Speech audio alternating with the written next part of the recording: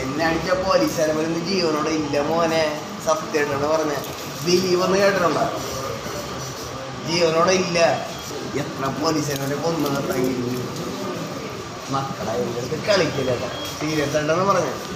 നിന്റെ വീട്ടിൽ കൊന്നു പോയി കയറൂല. ഒന്നിനെ കൊന്നണം, അല്ലെങ്കിൽ ജീവപര്യന്ത ജയിലിൽ നീ ഞാൻ പുറത്തിറങ്ങിയിട്ടുണ്ടെങ്കിൽ. A few moments later. ഇന്നലെ പറഞ്ഞു പദ്യത്തിന്റെ അടുത്ത് പറഞ്ഞു ഞാൻ ചെയ്യണമല്ല, അല്ലാതെ എനിക്ക് ധൈര്യം അങ്ങനെയൊന്നും ഇല്ല സാർ. എന്നെ അടിച്ച പോലീസുകാരൻ ജീവനോടെ ഇല്ല മോനെ. അപ്പൊ ഷൈൻ ചേട്ടാ ഷാജിപ്പാപ്പനെ നോക്കണം ഇടയ്ക്കിടയ്ക്ക്. അല്ല, ഇടയ്ക്കിടയ്ക്ക് ഇങ്ങോട്ട് നോക്കണം. അതുകൊണ്ട് അങ്ങനെ നോക്കിയവര് പലരും ഇപ്പൊ സ്വന്തം ചാനൽ ഉണ്ടാക്കിയിട്ടുണ്ട്. അപ്പൊ നിങ്ങളൊന്ന് പ്രപ്പോസ് ചെയ്യണം. ഇത് തന്നെയാ ഈ പ്രായത്തിലോ? പിന്നെ നമുക്ക് മസ്താനി മുമ്പൊക്കെ നമുക്ക്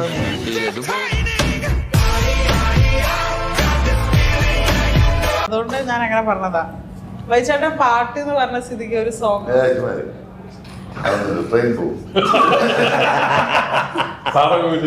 ഞാനേ എന്നൊരു കാര്യം ചെയ്യാം. ട്രെയിൻ പോകുന്നുള്ളത് കൊണ്ട് പെട്ടെന്ന് ഒരു ഗെയിമിലേക്ക് ഞാൻ കടക്കുകയാണ്. ഐ ഹാവ് എ ഫ്യൂ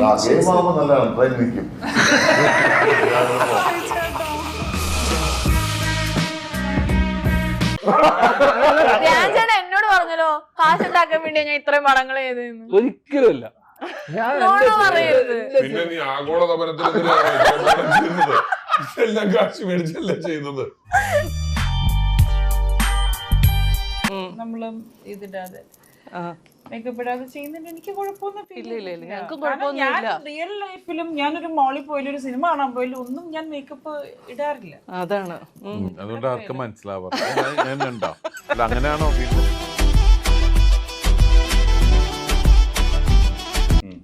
സന്തോഷമുണ്ട്.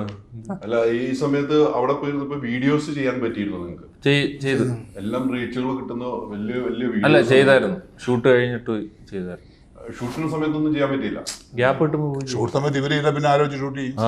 എന്തൊരു ചോദ്യം ചെയ്യും.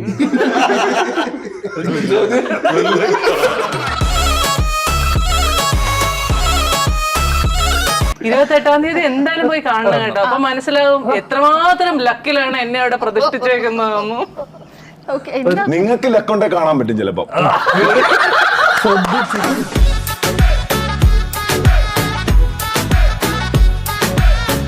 നമുക്കൊരു സ്ട്രെസ് റിലീഫ്. എനിക്ക് എന്തെങ്കിലും ടെൻഷൻ നിങ്ങൾ കണ്ടോ? ഇല്ല, കാണൂല.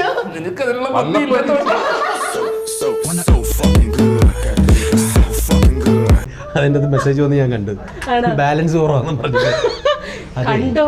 അതിന്റെ ഇടയ്ക്ക് എന്റെ ഫോണും ചെക്ക് ചെയ്തു. ഞാൻ ഈ ജീവനോടെ പേരെ കൊണ്ടുവന്ന അറിയോ? എന്റെ ഭർത്താവിന്റെ പേര് ജീവനായിരുന്നു. അപ്പൊ ബൂസ്റ്റ് ചെയ്യാനുള്ള നിങ്ങൾ സത്യം പറ, ജീവൻ നിങ്ങൾക്ക് ഇപ്പൊ ജീവനുണ്ടോ?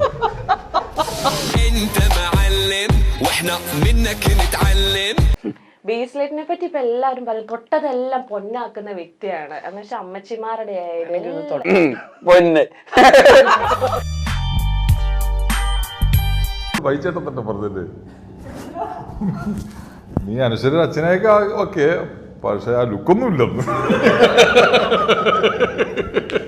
അച്ഛന്റെ ചായയില്ല, അമ്മയുടെ ചായയില്ല, പെണ്ണിന്റെ ചായയില്ല, രണ്ടുമില്ല. അവിടെ ചെറിയ ഷൂട്ടിന്റെ പുറത്ത് ചെറിയ സംസാരമൊക്കെ ഉണ്ടായി. എന്റെ മോളും അല്ല, അശ്വതിയുടെ മോളും അല്ല. വൈചേട്ടൻ എപ്പോഴും വീട്ടിലും കാണും.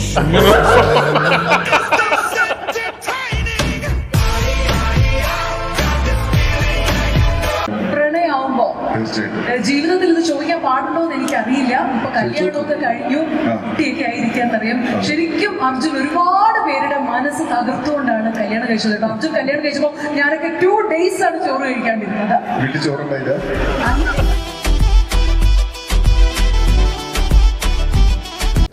ഇഷ്ടപ്പെട്ടതൊക്കെ കുറച്ചെങ്കിലും എനിക്ക് താല്പര്യം ഫിലിം മേക്കിങ്ങിനോടൊക്കെയാ. അത് വഴി ഇപ്പൊ ഉള്ള കമ്മിറ്റ്മെന്റ് ഒക്കെ കഴിഞ്ഞ് കഴിഞ്ഞാൽ പതിയെ അതിലോട്ട് കടക്കാനാണ്. കമ്മിറ്റ്മെന്റ് കഴിയോ? ഇല്ല. What is the immediate, why people are calling, why channels are calling AMMA? ആര് വിളിച്ച എല്ലാരും അമ്മ? അല്ല അതിനെക്കുറിച്ചുള്ള ഒരു ഡിസ്കഷൻ നടക്കുന്നുണ്ട്, അതുകൊണ്ടാണ് ചോദിച്ചത്. വൈ ദേ ആർ കോളിംഗ് എന്ന് എന്നോട് ചോദിച്ചു കഴിഞ്ഞാൽ അല്ല, എന്തുകൊണ്ടായിരിക്കും എന്നാണ് അവർക്ക് കൂട്ടി വായിക്കാൻ അറിഞ്ഞൂടാത്തോണ്ട് അതായിരിക്കും.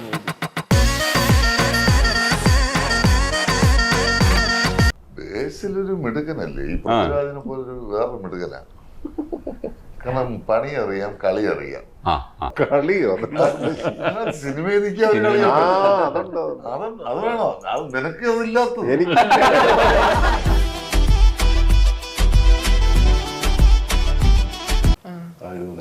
അതേസമയം തമാശയ്ക്ക് വേണ്ടി മാത്രം ഒരു സീക്വൻസ് ഉണ്ടാക്കുമ്പോൾ നമ്മളെപ്പോഴും അതിനെക്കുറിച്ച് ചിന്തിച്ചുകൊണ്ടിരിക്കും. ലാസ്റ്റ് എഡിറ്റിൽ അത് കളയുകയും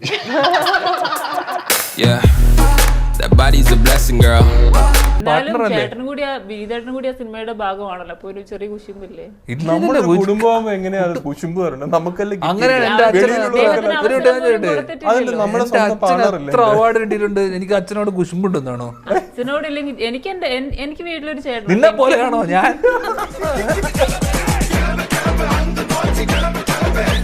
പക്ഷെ എന്നാലും എപ്പോഴെങ്കിലും ഒരു ഡയറ്റ് ഫോളോ ചെയ്യാൻ ശ്രമിച്ചിട്ടുണ്ടോ? നമ്മുടെ ഈ വാഴയുടെ സമയത്ത് ആക്ച്വലി നിങ്ങൾക്ക് വെയിറ്റ് കട്ട് ചെയ്യേണ്ടി വന്നില്ലേ? ആ സമയത്ത് നോക്കിയിട്ടുണ്ട്. അപ്പൊ എന്തായിരുന്നു ഡയറ്റ്? ആ സമയത്ത് മറ്റേ ഇറുകുന്ന അകത്ത് കിടക്കുന്ന ഒരു ബെന്നുണ്ടല്ലോ, അതെല്ലാം ഗ്ലാസിന് അറിയാം. മറ്റേ അതിന് പറഞ്ഞ പേരെന്തോ, ബോഡി ഹക്കറാ, ഒരു ബെന്നിനില്ലേ അകത്തിടുന്നേ? ബ്രായ അല്ലെന്ന്, അകത്തിടുന്നൊരു പറഞ്ഞ പോലെ 22 ഇയേഴ്സിൽ കൂടുതലായില്ലേ ഇപ്പൊ സിനിമയിലേക്ക് വന്നിട്ട്. AD ആയിട്ട് സ്റ്റാർട്ട് ചെയ്തതാ കരിയർ. 21 ഇയേഴ്സ്. മമ്മൂക്ക 20 years.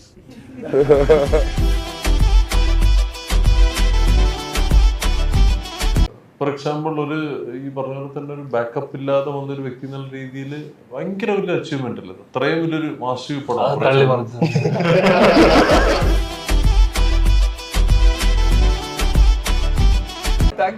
അങ്ങനെ ഒരു തഗ് മറുപടികളൊക്കെ എപ്പോഴെങ്കിലും നിഖിലയുടെ അടുത്തുനിന്ന് കേൾക്കാനുള്ള ഭാഗ്യം നിങ്ങൾക്ക് ആർക്കെങ്കിലും ഉണ്ടായോ? ഇല്ല, നിങ്ങൾക്ക് മാത്രമുള്ള ഒരു ഭാഗ്യം.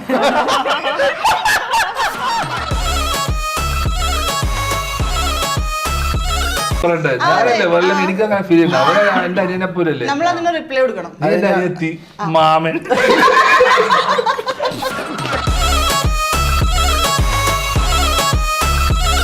ക്യാരി ഓൺ ബാഗ്സ് എന്ന് പറഞ്ഞപ്പോൾ ഒരു കൗതുകത്തിന് ചോദിക്കുകയാണ്. ഇപ്പോൾ നമ്മൾ 10 ദിവസത്തേക്ക് അല്ലെങ്കിൽ 7 ദിവസത്തേക്ക് പോവുകയാണെങ്കിൽ നമുക്ക് പരമാവധി ഒരു 3 ജീൻസ് മതി, പരമാവധി ഒരു 7 ടീഷർട്ട് മതി, പിന്നെ അനുബന്ധ സാധനങ്ങളൊക്കെ ഇത്രയേ ഉള്ളൂ. പക്ഷെ ഞങ്ങൾ ലേഡീസിന് വലിയ ബാഗ്സ് വരാറുണ്ട് സർ. ഇപ്പം ഞാനും ഹസ്ബൻഡും ട്രാവൽ ചെയ്യുമ്പോൾ 3 ബാഗ്സും എൻ്റെയാണ്. പുള്ളിക്കാം 3ാമത്തേൽ ഒരു ചെറിയ സ്പേസ് ഞാൻ മാറ്റി വെച്ചിട്ടുണ്ട്.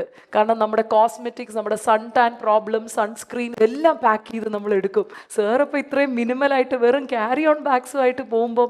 അല്ല, ഞാൻ യാത്ര ചെയ്യുന്ന ലഗേജ് എടുക്കാനല്ല, അതുകൊണ്ടാണ്.